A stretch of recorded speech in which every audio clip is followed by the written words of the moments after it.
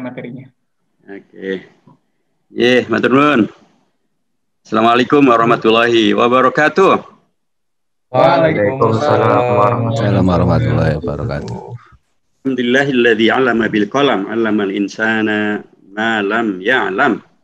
Alhamdulillahilladzi arsala rasulahu sayyidana Muhammadin khairal anam mu'alliman wa mubasysyiran wa nadhiran wa da'iyan ila Allahi bi'idnihi wa sirajan munira. Asyhadu an la ilaha illallah wahdahu la syarika lahu wa asyhadu anna Muhammadan abduhu wa rasuluhu la nabiyya ba'dah. Amma ba'd. Yang saya hormati dan kita hormati semuanya Bapak Saiful Manan selaku pembina FKMI Undip. Matur nuwun, terima kasih atas sambutan dan arahannya tadi, dan sekaligus beliau sudah menawarkan membuka untuk membantu rekan-rekan dari FKMI kalau akan menyelenggarakan kegiatan berikutnya biar tidak membebani dari sisi Zoom-nya, beliau siap untuk bantu. Ya, jadi ini jangan dibadirkan rekan-rekan, silahkan nanti komunikasi dengan Pak Saiful Manan. Terima kasih Bapak. Rekan-rekan dari FKMI dan seluruh peserta Tablik Akbar via Zoom, ini sebuah kosakata baru, Tablik Akbar tapi pakai Zoom gitu, mungkin Tablik Zoom. Yang semuanya saya hormati, alhamdulillahirrahmanirrahim. Baik.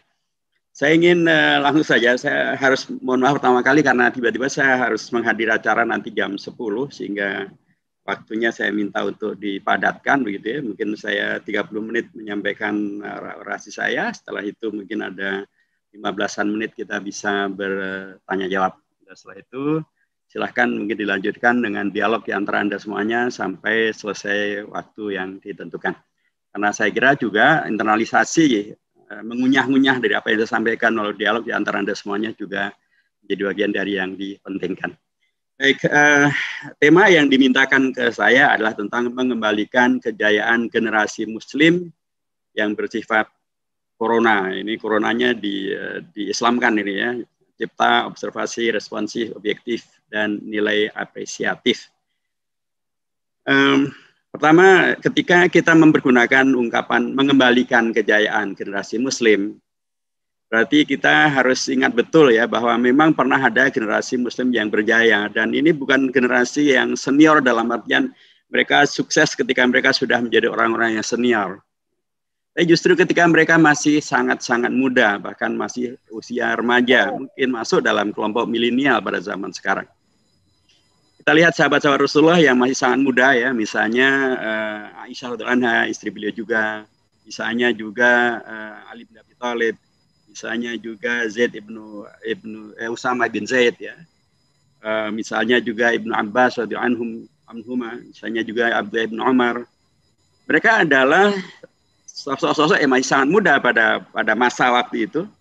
Tapi sekaligus oleh Rasulullah diberikan ruang untuk kemudian bisa menjadi contoh keteladanan bagaimana anak-anak muda, anak-anak remaja itu bisa bangkit dan menjadi penerus perjuangannya Rasulullah dalam profesionalitas yang berskala sangat tinggi. Mari kita lihat yang disebut sebagai Habru al-Ummah, ulamanya ummah itu adalah Abdullah ibn Abbas. Waktu itu umurnya masih belasan tahun ketika bersama dengan Rasulullah. Rasulullah memberikan ruang bagi Abdullah ibn Abbas untuk tumbuh kembang. Dibimbing secara langsung, diberi ruang untuk melihat bagaimana Rasulullah salat malam, dan bagaimana kemudian Abdullah bin Abbas diberikan kesempatan yang maksimal untuk melayani Rasulullah dan karenanya untuk belajar dari Rasulullah. Jadi dibuka ruang itu, dan kemudian oleh Abdullah bin Abbas yang masih sangat muda ini, yang dipentingkan adalah ruang yang sudah dibuka, seperti tadi yang sudah dibukakan oleh Bapak Saiful Manan, tidak dimubadirkan. Beliau maksimalkan, beliau pelajari, beliau hafalkan, beliau ingat, bahkan di jalanan kemanapun beliau pergi, beliau itu lakukan, ya, diingat, dihafal, sampai ketika kemudian Rasulullah wafat pun, beliau masih cari itu hadis-hadis Rasulullah supaya tidak ada yang hilang. Sampai kemudian ketika pada masa Khalifah Umar bin Al-Khattab radhiyallahu anhu, dan beliau bertanya tentang tafsir daripada surah An-Nasr, maka yang bisa menjelaskan tafsir yang benar adalah seorang remaja, atau yang dulunya remaja, dan ketika masa Umar menjadi pemuda, Abdullah ibnu Abbas. Jadi ada ruang yang dibuka, tapi kemudian generasi muda ini kemudian tidak memubadirkannya. Tidak memubadirkannya bukan untuk kemudian memakainya untuk kepentingan-kepentingan yang buang waktu dengan game dan lain sebagainya. Tapi dipakai betul-betul untuk mencerna, mengamati, melaksanakan, menyebarluaskan, mendokumentasikan keunggulan-keunggulan yang pernah beliau dapatkan. Itu contoh daripada Abdullah bin Abbas. Kalau kita lihat contoh dari Usamah bin Zaid. Beliau ini ketika Rasul hijrah ke Madinah, umurnya masih belasan tahun juga. Karena ya bahasa sekarang berarti masuk konotasi milenial, dalam artian masih sangat muda gitu. Ketika Rasulullah ketika sampai ke Madinah, beliau berada di satu komunitas yang baru. Kalau di Mekah itu komunitas Arab murni. Tapi di Madinah, di komunitasnya campuran sudah, plural. Di situ ada Arab, ada Yahudi gitu ya. Dan karenanya ada bahasa asing, yaitu bahasa Yahudi. Dan itulah bahasa yang bahkan dominan dipakai untuk komunikasi di antara mereka. Maka ketika Rasulullah sampai ke Madinah, senior orang-orang Ansar menyampaikan kepada Rasulullah, Anda datang satu ke komunitas yang baru, yaitu komunitas Madinah. Komunitas di mana di sini dominannya orang-orang Yahudi dan mereka bicara pakai bahasa Yahudi, bahasa Ibrani. Maka wahai Rasulullah, ini kami bawakan seorang anak muda, seorang Usamah bin Zaid, umurnya waktu itu masih belasan tahun. Dia ini adalah seorang yang sangat cerdas. Karenanya wahai Rasulullah, tugaskanlah dia untuk mempelajari bahasa Ibrani supaya kita, Anda dan komunitas kita tidak dibohongin, dikerjain oleh orang-orang Yahudi dengan komunikasi di antara mereka menggunakan bahasa yang tidak kita pahami. Maka Rasulullah memerintahkan kepada Usamah bin Zaid untuk mempelajari bahasa asing, yaitu bahasa Ibrani. Dan kemudian dipelajarilah oleh Usamah bin Zaid dan dalam waktu yang pendek dia sudah menguasai sehingga Rasulullah kemudian mengetahui persis apa yang terjadi di Madinah sehingga tidak bisa dikerjain oleh orang-orang Yahudi dengan menggunakan bahasa sandi mereka, bahasa rahasia mereka, bahasa Yahudi mereka. Dan ungkapannya adalah man arafa lughata qaumin amina min nakrin. Siapa yang tahu bahasa mereka, bahasa orang-orang itu, orang-orang lain, maka mereka akan selamat dari makar-makar mereka. Kata kuncinya adalah dibukakan kesempatan Islam, Rasulullah membuka kesempatan pada anak-anak muda untuk mempelajari apapun, bahkan termasuk bahasa asing, termasuk bahasa Yahudi sekalipun, untuk dipelajari, untuk memaksimalkan maslahat bagi umat, untuk menghadirkan umat yang eksis, yang penuh izah, yang bisa mengatasi makar-makar mereka, hanya karena mereka menggunakan bahasa yang mereka mengerti. Bahasa sekarang barangkali bukan sekedar bahasa Inggris, bahasa Perancis, bahasa China, gitu ya, tapi juga bahasa teknologi. Sehingga kalau ini kita pakai, Usamah bin Zaid kita pergunakan sebagai salah satu tolak ukur, maka berarti generasi muda sekarang pun juga harus betul-betul mempelajari bahasa-bahasa yang ada di dunia ini, baik itu bahasa verbal, bahasa China, bahasa Inggris, bahasa Perancis, ya, supaya tidak dikerjain sama Macron gitu ya, atau bahasa Rusia, ya, sehingga bisa memahami Putin yang baca ayat-ayat Al-Quran ketika dia pidato dalam Hari Persatuan Nasionalnya Rusia gitu ya. Penting belajar bahasa secara verbal, tapi juga bahasa yang lain, bahasa teknologi, bahasa komputer, bahasa e-commerce dan bahasa-bahasa yang sekarang menjadi sangat-sangat populer di masa sekarang juga penting untuk dipelajari. Begitulah kalau kita ingin mengembalikan kejayaan. Itu kata kunci kedua dari Usamah bin Zaid. Kata kunci ketiga dari seorang Khalid ibn Khalid al-Kinani. Ini juga anak muda. Rasulullah memerintahkan kepada Khalid ibn Khalid al-Kinani untuk apa? Untuk pergi ke Persia untuk mempelajari teknologi kedokteran Persia. Dan kemudian untuk pulang menjadi dokter ya, ini bukan tabib karena lagi ramai sekarang tabib Habib, satu hal yang sangat disayangkan itu dimunculkan. Tapi Rasulullah memang memerintahkan kepada Khalid bin Khalid al-Kinani untuk berangkat ke Persia untuk mempelajari kedokteran karena orang-orang Persia dikenal ahli dalam bidang kedokteran. Dan beliau berangkat dan pulang nanti menjadi dokternya para sahabat, dokternya komunitasnya Rasulullah, jamaahnya Rasulullah Sallallahu Alaihi Wasallam. Apa kata kunci yang ingin saya sampaikan di sini? Penting betul untuk peluang yang dibuka oleh Rasulullah, oleh para pemimpin, gitu, oleh negara termasuk dalamnya, untuk kemudian dimaksimalkan oleh anak-anak muda, bukan bahkan termasuk pergi ke negara asing. Kalau Usamah bin Zaid tadi belajar hanya di Madinah saja, tidak kemana-mana. Tapi ini belajar sampai ke luar negeri, sampai ke Persia. Waktu itu ya Persia juga luar negeri pastinya. Belajar sampai ke luar negeri, belajar ke negeri manapun, mempelajari keunggulan yang terbaik yang ada di negara itu, Persia dalam konteks itu keunggulannya adalah bidang kedokteran.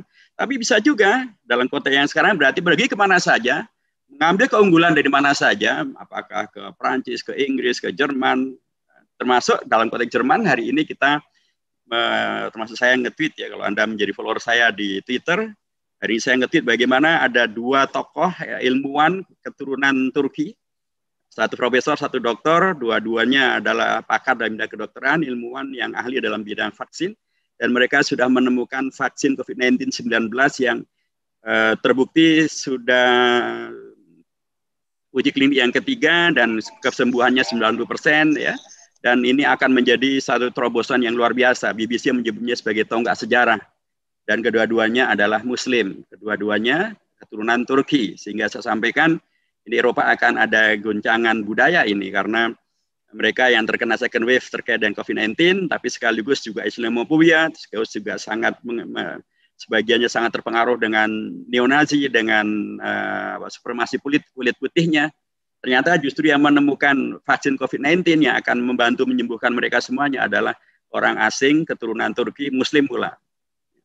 Jadi saya mengembalikan bahwa begitulah kalau kita ingin mengembalikan kejayaan itu, berarti kita harus memahami tentang kasus Khalid Ibn Khalid Al-Kinani, generasi muda yang diizinkan berangkat ke luar negeri, berangkat keluar untuk mempelajari keunggulan yang ada, keunggulan dalam bidang kedokteran, dan sekarang dalam bidang apa saja, dan untuk kemudian membawa kepada kemaslahatan yang terbesar. Ini juga menjadi bagian yang dipentingkan. Jangan juga anak-anak muda kita yang kemudian mendapatkan beasiswa atau belajar ke luar negeri misalnya, atau hatta belajar di dalam negeri, tapi kemudian tidak memaksimalkan potensi yang ada untuk mengambil keunggulan-keunggulan ya. Termasuk Semarang kan baru diunggulkan ya, mendapatkan award dari UNJ terkait dengan kota intellectual city gitu. Kan berarti hebat, mengalahkan Jakarta malah. Padahal Jakarta, dan kemudian disebut Jakartanya amburadul, padahal nggak nyambung ya. Yang ini kan tentang intellectual city, antara amburadulnya tentang transportasi dan lain sebagainya. Ya sudahlah, itu urusan yang lain. Saya menyampaikan Semarang intellectual city termasuk undipnya, karenanya pastilah berisi begitu banyak keunggulan-keunggulan. Jadi sangat dipentingkan karenanya dengan pendekatan Usamah bin Zaid maupun pendekatan Khalid Ibn Khalid Al-Kinani tadi itu, maksimalkan untuk kemudian kuasai segala yang ada, segala ya keunggulan yang dimiliki, jadikan dia sarana untuk mengembangkan, untuk bisa dikembangkan, untuk kemudian menghadirkan segala yang membawa kepada kemaslahatan. Itu kata kunci yang ketiga ya. Kata kunci yang keempat, saya ingin mengambil sosok sahabat muda yang lain, yaitu Abdullah ibnu Mas'ud. Beliau yang sering disebut sebagai orang yang paling ahli dalam bidang fikih, gitu ya. Termasuk juga Ali bin Abi Thalib radhiyallahu anhu. Beliau juga ahli dalam bidang fikih, ahli dalam bidang balaghah, ahli dalam bidang yang kemudian disebut sebagai usul fikih. Keunggulan-keunggulan ini semuanya ada dalam tokoh-tokoh yang dulu masih sangat muda-muda itu. Nah, jadi sangat dipentingkan karenanya kesempatan yang Rasulullah berikan pada Ali bin Abi Thalib, kepada Abdullah bin Mas'ud, termasuk kepada Abu Hurairah untuk kemudian mendekat dan mendapatkan segala dari beliau. Oleh mereka kemudian betul-betul dijaga, dikembangkan, dimaksimalkan, sehingga jadilah mereka sebagai tokoh-tokoh yang sangat ahli dalam bidang hukum, dalam bidang fikih, tokoh-tokoh yang sangat ahli di dalam bidang hadis, dalam menafsirkan Al-Quran, dan jadilah kemudian agama Islam yang membawa kepada kerahmatan itu sampai kepada kita di Indonesia, di Semarang, dan di tempat-tempat yang lain. Yang terakhir, tokoh yang saya tampilkan adalah tokoh dari kalangan wanita, itulah Aisyah radhiyallahu anha. Ya, pada waktu itu beliau pastilah masih sangat-sangat muda, gitu ya. Kita mengetahui ketika beliau dinikahi oleh Rasulullah masih sangat muda, dan kemudian beliau menjadi tokoh yang sangat berjasa bagi umat, karena beliaulah tokoh yang memberikan kepada Anda dan kita semuanya sebuah keteladanan tentang bagaimana kedekatan dengan Rasulullah dan bagaimana Rasulullah membuka kedekatan itu untuk membuat beliau menjadi sosok perempuan, tapi sangat menguasai bidang agama. Beliau sangat ahli dalam bidang hadis, beliau meriwayatkan banyak sekali hadis, beliau sangat ahli dalam bidang fikih, sekaligus beliau ahli dalam bidang pengobatan, kedokteran, beliau juga ahli dalam bidang sastra. Dan nanti beliau adalah sosok yang sangat peduli dengan masalah keumatan sampai beliau berani untuk kemudian berangkat dari Medina menuju Kufah untuk mendamaikan umat antara Ali bin Abi Thalib dan Muawiyah bin Abi Sufyan. Hadirnya generasi yang berkeunggulan dan termasuk kalangan perempuannya penting untuk mempertimbangkan kekhasan dan atau keteladanan yang dicontohkan oleh seorang Aisyah radhiyallahu anha. Jadi Islam membuka bahkan untuk kaum perempuan untuk maju demikian luar biasa.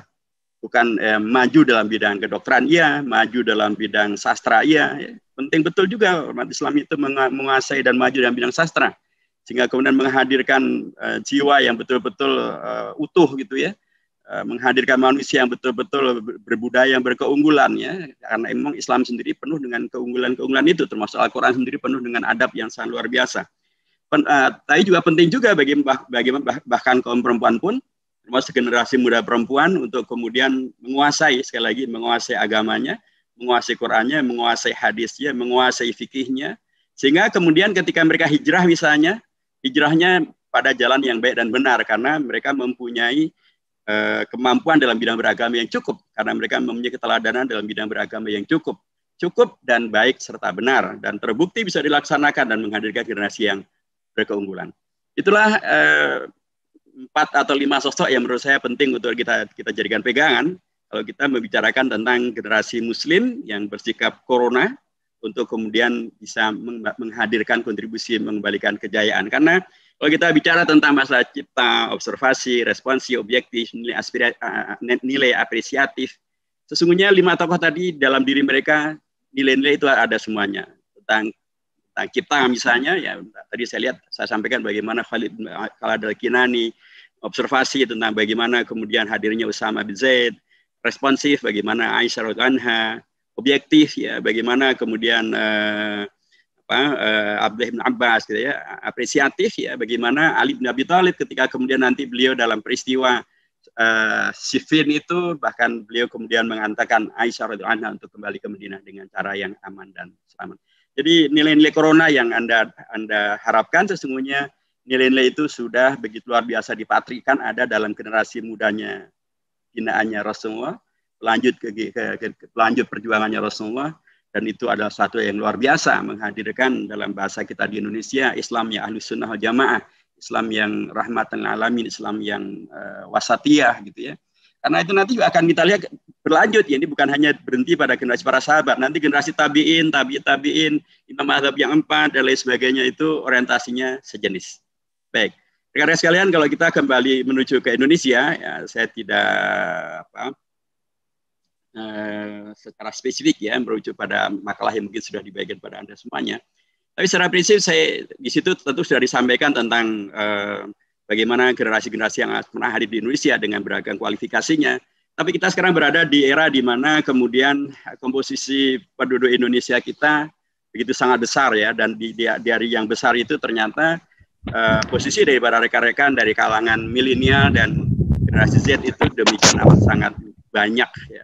Kita akan lihat bagaimana kemudian generasi milenial ya, dan generasi Z yang hadir pada masa sekarang itu menempati posisi yang sangat besar ya. Ada sekitar 81 penduduk Indonesia, 81 juta penduduk Indonesia masuk dalam kelompok milenial ini. Berarti itu sekitar 32% penduduk Indonesia. Kalau kemudian generasi milenial ini sangat terhubung dengan masalah teknologi informasi, internet, dan lain sebagainya, maka menurut data dari Asosiasi Penyelenggara Jasa Internet Indonesia tahun 2017, 143 juta pengguna internet, 140 juta penduduk Indonesia, mereka adalah pengguna internet. Itu berarti ada 76,47%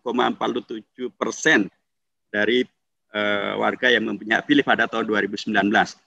Nah, yang kemudian menjadi bila kemudian itu kita lihat pada komposisi penduduk Indonesia yang tadi sudah disampaikan, ada penduduk Indonesia ini sekitar per 30 Juni tahun 2020 jumlahnya ada 268.583.016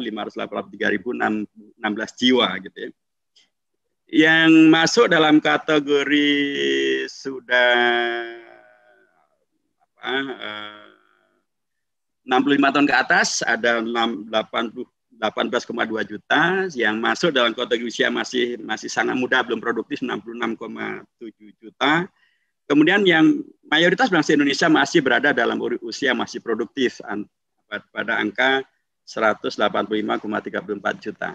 Jadi kalau kita gabungkan dari angka-angka produktif yang demikian masih sangat besar dengan jumlah daripada kalangan milenial yang kemudian bisa memberikan perannya, maka jumlah kalangan milenial yang 81 juta dari 185 juta, berarti hampir separuh daripada warga Indonesia yang produktif itu adalah kalangan milenial, adalah Anda semuanya yang akan tadi menghadirkan apa yang disebut dengan generasi corona, generasi yang cipta, observasi, responsif, objektif, dan nilai apresiatif.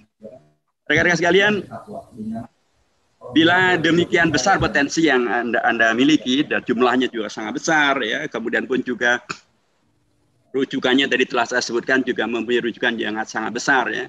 Dan dalam konteks Indonesia pun juga sesungguhnya rujukan yang tadi saya sebutkan bertemu dengan fakta tentang bagaimana anak-anak muda yang dulu menghadirkan peristiwa-peristiwa sejarah, lagi-lagi mereka adalah anak-anak muda yang sangat terpelajar, ya, seperti 5 tokoh yang tadi saya sampaikan di depan. Ada yang terpelajar dalam bidang hukum, ya, seperti Mr. Muhammad Yamin, gitu. Ada yang terpelajar dalam bidang ekonomi seperti Dr. Andes Muhammad Hatta. Ada yang terpelajar dalam bidang teknologi, teknik, gitu, ya, seperti Insinyur Soekarno, gitu, ya. Ada yang terpelajar dalam bidang kedokteran, ya, seperti Dr. Cipto Mangunkusumo atau Dr. Rajiman Widyotiningrat, gitu, ya. Ada juga yang ahli dalam bidang agama, ya, yaitu yang tamatan dari pesantren di dalam negeri seperti Ki Bagus Hadikusumo maupun juga Ki Haji Wahid Hashim, maupun juga yang pernah nyantri sampai ke Mekah, ya, seperti Ki Haji Mas Mansur, atau seperti alumni dari Al-Azhar di Mesir seperti Ki Haji Karmudakir, atau yang kemudian otodidak seperti Haji Agus Salim yang otodidak tapi beliau mampu menguasai begitu banyak bahasa dan wawasan demikian amat sangat luas. Nah, mereka yang sangat muda pada waktu itu masih usianya antara 20, 25, 20 sampai 30 tahun. Usia yang masuk dalam kelompok milenial dalam konteks penggabungan usia pada zaman sekarang. Dan mereka yang waktu itu masih sangat muda, ternyata mereka berani berperan dengan luar biasa. Mereka melampaui zamannya, ya. Mereka kemudian dengan keragaman yang mereka miliki, ada yang latar belakangnya ada dari pemuda Sumatera, Jong Sumatran Bon, ada yang latar belakangnya dari Batak, Jong Batak, latar belakangnya dari pemuda Betawi, ada latar belakangnya dari Jong Java, ada latar belakangnya Jong Celebes, ada latar belakangnya Jong Ambon, gitu, ya. Tapi ada yang kemudian latar belakangnya secara tegas menyebut keagamaan mereka, yaitu Jong Islamiten Bon, ya, dari kalangan para pemuda Muslim. Mereka dari latar belakang pemuda yang beragam-ragam, semuanya masih sangat muda, tetapi mereka juga latar belakang intelektual yang beragam. Mereka adalah para intelektual, para terpelajar yang sangat beragam, sekaligus orang yang sangat aktif dalam bidang organisasi. Jadi tergabunglah keahlian dalam bidang intelektualisme atau keahlian dalam bidang beragam ilmu umum maupun ilmu agama dari dalam maupun dari luar negeri, keragaman latar belakang suku, dari ragam suku tadi ada Jawa, luar Jawa, termasuk juga latar belakang dalam bidang keahlian, gitu, ya. Tapi juga mereka latar belakang, tapi juga di dalamnya ada kelompok umat Islam yang aktif, ya, baik itu dalam organisasi Jong Islamiten Bon maupun juga latar belakang pendidikan yang beragam-ragam, tapi mereka berani untuk tampil. Nah, ini juga menjadi bagian yang dipentingkan bahwa kalau kita mau mengulangi kembali atau menghadirkan kembali kejayaan generasi Muslim yang dengan sikap coronanya itu, maka diperlukan tentang kemampuan untuk membaca sejarah, mengambil pelajaran sejarah yang terbaik, kemudian menyiapkan diri menjadi kalangan intelektual yang terpelajar, yang menguasai beragam bidang ilmu seperti yang tadi saya sampaikan. Kemudian nomor 3, keberanian untuk kemudian mempunyai jiwa yang apresiatif, bertemu dengan siapapun, dan kemudian tidak canggung, tidak minder, tapi sekaligus juga tidak menjadi sombong, tidak menjadi arogan, gitu, ya, tapi kemudian mampu untuk kemudian berdialog, berkontribusi, menghadirkan yang terbaik, dan kemudian jadilah mereka perekat yang kemudian memunculkan Sumpah Pemuda pada tahun 2008. Dan kemudian dari generasi Sumpah Pemuda itu nanti akan berlanjut menjadi generasi yang bisa berkompromi menghadirkan Piagam Jakarta, bahkan berkompromi menghadirkan PPKI, menghadirkan Pancasila, NKRI dan kemudian menyelamatkan menjadi NKRI gitu tahun 50 dan begitu seterusnya. Jadi saya mengatakan karenanya bahwa hadirnya generasi muda yang penuh dengan yang mampu mengembalikan kembali kejayaan-kejayaan masa lalu itu memerlukan tadi nilai-nilai yang tadi saya sebutkan, ada pemahaman tentang masalah sejarah daripada tokoh-tokoh, ada perlu sekali untuk kemudian karenanya Anda semuanya belajar betul ya, mempelajari betul tentang biografi para tokoh-tokoh yang hebat-hebat itu. Sebab kalau kita tidak mempunyai rujukan, tidak mempunyai keteladanan, tidak mempelajari biografi mereka, ya bayangannya barangkali ya seolah-olah kita baru akan mulai dan kemudian kita tidak mengerti tentang bagaimana melanjutkan apa yang sudah diwariskan, satu hal yang sangat luar biasa sesungguhnya pewarisan-pewarisan ini. Tapi kemudian kalau kita tidak mempelajari sejarah itu juga kita akan kemudian tidak mempunyai pijakan bagaimana ke depan dan apa yang harus kita arahkan ke depan. Ketika kemudian sekarang generasi milenial menghadirkan sumpah mahasiswa, yang sumpahnya saya yakin hafal semuanya, kami mahasiswa Indonesia bersumpah bertanah air satu, tanah air tanpa penindasan. Tapi ini juga berarti kemudian melupakan tanah air Anda adalah Indonesia. Mungkin maksudnya adalah tanah air negeri Indonesia yang tanpa penindasan. Kami mahasiswa Indonesia bersumpah bangsa satu, bangsa yang gandrung akan keadilan. Bangsanya tentu bangsa Indonesia, karena kita sedang bicara tentang Indonesia. Jadi itu penting untuk kemudian kita dudukkan, karena bahkan tadi saya sebutkan ketika kita bicara tentang generasi yang menghadirkan Sumpah Pemuda, mereka waktu itu sudah begitu sangat mengglobal ya. Ada yang belajarnya tadi di Jerman, saya di Belanda, ada yang belajarnya di Mesir, ada keahliannya dalam bidang ekonomi, agama, sains, tapi mereka tetap kemudian menegaskan tentang keindonesiaan mereka. Saya kira demikian. Anda semuanya juga penting untuk menegaskan bahwa sekalipun sumpahnya tidak menyebut kata Indonesia, tapi haruslah ini kemudian diartikan dalam konteks Indonesia. Kami mahasiswa Indonesia bersumpah bahasa satu, bahasa tanpa kebohongan, tentu juga dalam konteks Indonesia, karena lagi-lagi kehadiran kita tentu adalah untuk mengembalikan kejayaan generasi. Yang generasi itu pastilah tidak terlepas daripada sejarah. Sejarah itu baik terkait dengan Indonesia maupun terkait dengan sejarahnya Rasulullah dan para sahabatnya. Bahkan ketika Rasulullah dan para sahabat itu pun lagi-lagi juga mereka mencintai tempat dan atau kawasan di mana mereka berada, sehingga Rasulullah pun pernah menyampaikan ada satu peristiwa yang beliau amat sangat ingat dan peristiwa beliau ingin selalu kembali mengikutinya, yaitu koalisi kebajikan, Hilful Fudul. Itu peristiwa adanya di Mekah sebelum beliau menjadi nabi.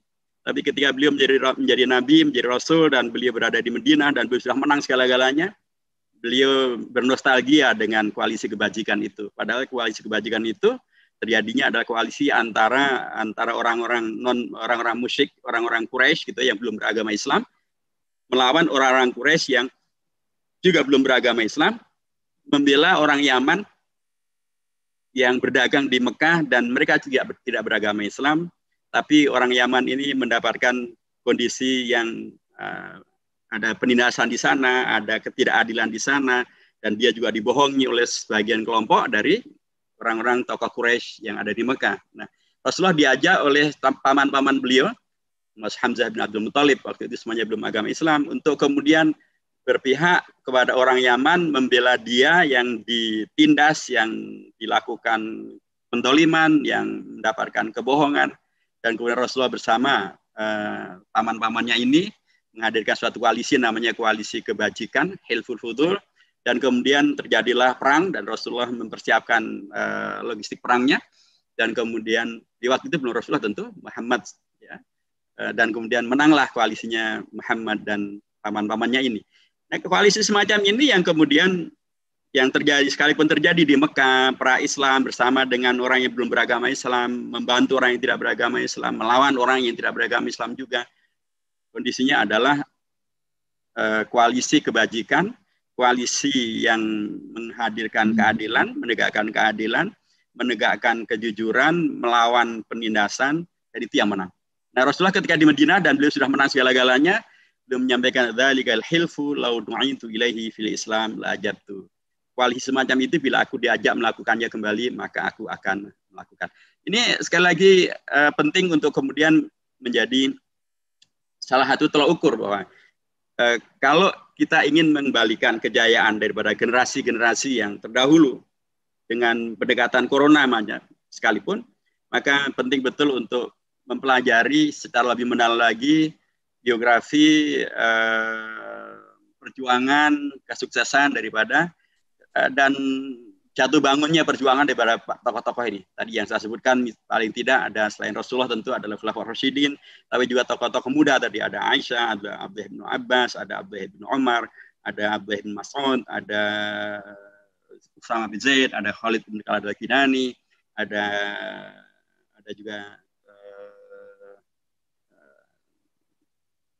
Abdullah bin Abbas dan Aisyah itu Anda. Kemudian tentu generasi pada Sumpah Pemuda yang tadi dengan pendekatan tadi saya sampaikan, mereka semuanya bukanlah anak-anak yang tidak terpelajar, mereka bahkan sudah sarjana-sarjana pada masa itu.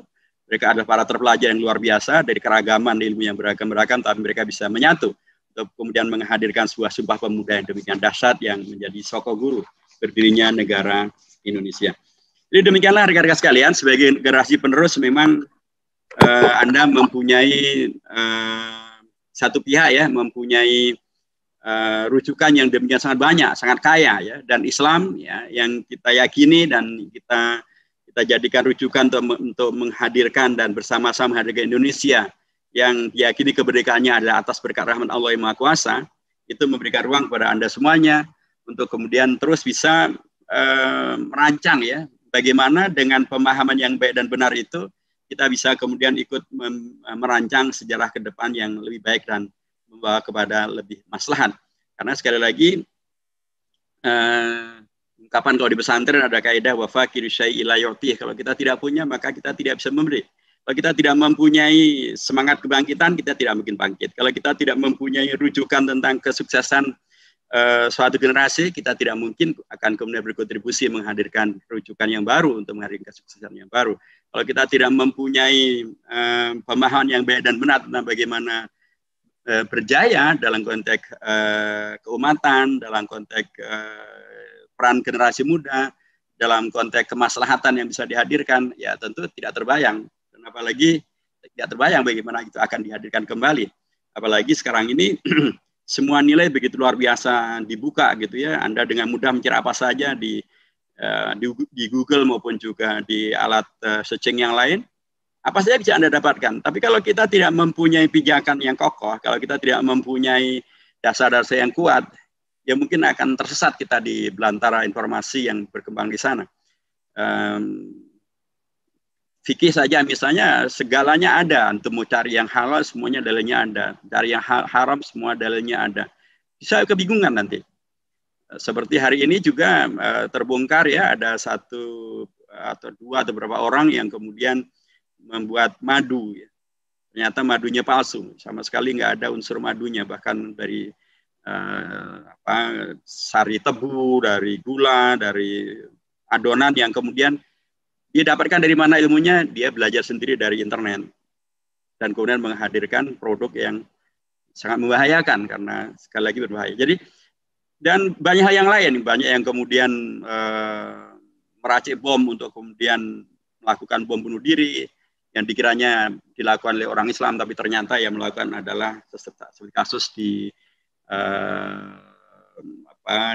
Perancis, salah satu di antaranya ada seorang peristiwa di salah satu gereja di Lyon di Prancis, dikiranya itu penembakan oleh orang Islam terhadap gereja ortodok, tapi ternyata justru ditembak sendiri oleh temannya karena permasalahan di internal mereka sendiri. Jadi kadang-kadang sekali lagi dunia yang sangat terbuka dan semuanya bisa didapatkan itu bisa jadi menghadirkan salah ambil, salah pilih, dan akhirnya salah membuat kesimpulan. Karenanya menjadi penting ya, rujukan-rujukan tadi menjadi penting untuk dikuasai, dijadikan sebagai informasi kokoh yang kuat, sehingga ketika Anda akan membangun ya peradaban yang lebih kokoh dan lebih kuat, itu basisnya adalah sebuah asas atau sebuah fondasi yang kokoh dan kuat, dan sekaligus juga baik dan benar. Sehingga dengan demikian maka kejayaan yang akan dihadirkan akan juga bisa menghadirkan kejayaan betul-betul membawa kepada kebaikan, kemaslahatan, tidak melenceng, menghadirkan radikalisme, terorisme, liberalisme, komunisme, apalagi hedonisme, pasivisme, karena belakangan ini memang semakin mengerikan ya, beragam informasi yang kemudian bermunculan di belakangan-belakangan ini, seringkali yang bermunculan adalah hal-hal yang serba negatif. Padahal juga sekali lagi segala yang membawa kepada kemaslahatan dan yang positif pun juga ternyata juga sangat terbuka. Seperti tadi misalnya dokter dari keturunan Turki yang kemudian justru menghadirkan sebuah kontribusi yang sangat luar biasa, di mana beliau akan membawa kepada pencerahan bahwa Islam dan tokoh umat Islam bukanlah berarti identik dengan apa yang negatif selalu dibayangkan dan selalu dituduhkan. Profesor Ugur dan Dr. Özlem, dua suami istri ini, keturunan Turki, kemudian tinggal di Jerman, dan kemudian menjadi peneliti, menjadi pakar, dan menjadi penemu vaksin COVID-19 yang sekarang menjadi sesuatu yang diunggul-unggulkan di seluruh dunia dan dipujikan, dan kita akan memberikan sekali lagi bukti kepada Anda semuanya bahwa generasi muda Muslim, generasi Muslim di era yang sekarang begitu luar biasa penuh dengan masalah pun tetap bisa eksis, tetap bisa unggul, bahkan sangat unggul, dan bahkan kemudian bisa memberikan kontribusi yang sangat luar biasa. Seperti juga Muhammad Salah gitu ya, seorang tokoh pesepak bola di dunia di Liverpool ya, yang sekarang ini lagi terkena COVID-19, kita doakan agar segera sembuh. Tapi beliau dengan mudahnya ya, dengan memaksimalkan potensi yang dia miliki di tengah kondisi Islamophobia yang demikian luar biasa, tapi beliau kemudian bisa memberikan satu bukti bahwa generasi muda Muslim bisa menghadirkan keunggulan dan kejayaannya kalau mereka betul-betul memaksimalkan potensi dirinya, kemudian tidak malu, tidak takut untuk berperan, dan berperan serta tentu bersama dengan yang lain-lainnya. Ini juga bersama dengan yang lain dipentingkan, jangan pernah merasa bahwa hanya kita sendiri yang di dunia ini dan kemudian kita boleh melakukan apa saja. Enggak. Rasulullah saja dahulu membuat Piagam Madinah, Rasulullah menghadirkan Hilful Fudul, dan seperti Prof. Ugur dan Dr. Özlem yang menemukan COVID-19, beliau bersama dengan peneliti-peneliti yang lain, sekalipun beliau berada di depan. Seperti juga Muhammad Salah, dia bersama dengan Sadio Mane maupun juga dengan kawan-kawan di Liverpoolnya, tapi beliau berani dan kemudian bisa menghadirkan keunggulan-keunggulan yang luar biasa. Saya kira itu beragam hal yang menurut saya perlu saya sampaikan dalam kesempatan yang baik ini. Mudah-mudahan dengan pendekatan ini maka kawan-kawan muda tidak mempunyai kecanggungan untuk terus dengan Islamnya maju berperan dengan penuh keunggulan, dengan penuh bahkan kontribusi yang sangat dinanti dan sangat bermanfaat bagi bangsa, tentu dengan kemampuan untuk membuka diri, bekerja sama, berdialog, berkontribusi, seperti yang dicontohkan oleh tokoh-tokoh yang tadi telah saya sebutkan namanya, baik dulu maupun di zaman sekarang, dan semuanya adalah sejarah terbuka yang ada di depan kita semuanya. Saya kira demikian rekan-rekan sekalian, terima kasih untuk kesempatan ini, semoga Allah memberikan segala yang baik bagi Anda dan kita semuanya. Barakallahu fikum jami'an. Assalamualaikum warahmatullahi wabarakatuh. Waalaikumsalam warahmatullahi wabarakatuh. Jazakallah khairan katsiran. Masya Allah, terima kasih Ustadz atas ilmu yang telah diberikan. Mungkin selanjutnya sesi tanya jawab. Sebelumnya saya ingin bertanya dulu ke Bapak Hidayat. Untuk pertanyaannya dibuka berapa pertanyaan, Pak? Sekarang udah 951 ya? Iya, 951. Satu pertanyaan atau? Iya, karena saya jam 10 sudah masuk di acara yang lain. Baik, Pak. Mungkin karena dari peserta belum ada yang ingin bertanya, langsung saja. Mungkin dari saya ada pertanyaan, Pak. Itu ada narasi yang digaungkan oleh salah satu ulama, yakni revolusi akhlak, sesuai dengan tema saat ini. Nah, mungkin Bapak bisa memberikan gambaran bagaimana strategi bagi lembaga dakwah untuk bisa membantu mewujudkan revolusi akhlak tersebut. Terima kasih, Pak. Baik, masih. Jadi revolusi akhlak adalah sebuah ungkapan ya yang disampaikan oleh Habib Rizik Syihab, ya, Hafizahullah. Sebuah ungkapan yang boleh disebut sebagai tajdid lah ya, revitalisasi, pembaharuan keinginan kita untuk menghadirkan komitmen berakhlak ya dalam konteks pribadi, berbangsa, bernegara, bermasyarakat ya. tentu satu ungkapan yang karenanya sebagian tokoh di Indonesia menyampaikan bahwa itu sesungguhnya kan melanjutkan apa yang menjadi komitmen daripada para ulama ya, karena dan ulama sendiri melanjutkan apa yang dilakukan oleh Rasulullah, dan Rasulullah dululah yang menyampaikan innama bu'itsu liutammima makarimal akhlak, bahwa Rasulullah diutus untuk kemudian menyempurnakan bagaimana akhlak itu betul-betul hadir dan kemudian bisa betul-betul membawa kepada perubahan, membawa kepada kebaikan-kebaikan. Dan para penyair kemudian menguatkannya dengan ungkapan innamal umam akhlaqu ma baqiyat fa inhum dhahabat akhlaqu dhahabu, bahwa bangsa-bangsa itu eksistensinya adalah terukur dengan sejauh mana akhlak masih eksis. Kalau akhlaknya kabur lewat, ya bangsa itu pun juga lewat. Jadi ketika kemudian sekarang dimunculkan kembali, sesungguhnya adalah sebuah pengingatan yang sangat serius agar kita betul-betul kembali kepada akhlak yang mulia itu. Nah, bagaimana kemudian semuanya berkontribusi? Ya, pertama sebenarnya dengan cara yang beragam-ragam, sebenarnya semua ya termasuk yang antum kaji dan ya, pengajian-pengajian lakukan itu sebenarnya juga bagian daripada bagaimana kemudian kita menghadirkan masyarakat yang berakhlak ya. Ketika kita di DPR sekarang misalnya membahas rancangan undang-undang tentang larangan minuman beralkohol, itu kan juga sebenarnya karena kita ingin mengkoreksi ya akhlak bangsa yang kemudian menjadi rusak akibat daripada alkohol. Ketika kita kemarin di DPR misalnya menolak RUU HIP misalnya, itu kan lagi-lagi juga mengkoreksi akhlak bangsa yang ingin dimelencengkan menjadi melupakan tentang PKI ya, atau kemudian membuka tafsir liberal tentang Pancasila menjadi Trisila Eka Sila. Itu kan penyimpangan akhlak semuanya, kita koreksi untuk kemudian kembali pada akhlak yang benar. Jadi menurut saya semua pihak bisa melakukan ya hal yang kemudian apakah dinamakan revolusi akhlak atau tidak, itu adalah bagian daripada yang kedua, karena penyebutan itu sendiri adalah menurut saya upaya untuk kemudian memberikan kejelasan apa yang kita lakukan. Sekalipun sekali lagi banyak pihak ya sudah melakukan banyak hal dengan pendekatan mereka masing-masing.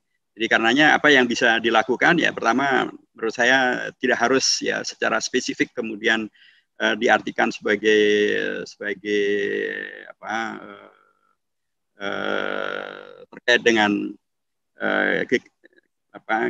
gerakan revolusi akhlak, tetapi semuanya bisa kemudian dengan kegiatan kita di tempat kita masing-masing bisa menghadirkan segala yang kurang menghadirkan akhlak yang mulia, pengajian dengan akhlak yang mulia, maulid dengan akhlak yang mulia, demo dengan akhlak yang mulia, belajar dengan akhlak yang mulia, di kampus dengan akhlak yang mulia, kemudian di amanah di mana saja dengan akhlak yang mulia, dan kemudian pada ujungnya nanti akan menghadirkan, kalau komitmen ini kuat, maka itulah revolusi akhlak yang sebenarnya dilakukan oleh siapapun. Dan saya yakin Habib Rizik juga tidak pernah kemudian mengatakan bahwa gerakan itu hanya oleh beliau saja, untuk beliau saja, dan yang lain tidak boleh, karena hakikatnya beliau melanjutkan apa yang telah dilakukan oleh para ulama sebelumnya.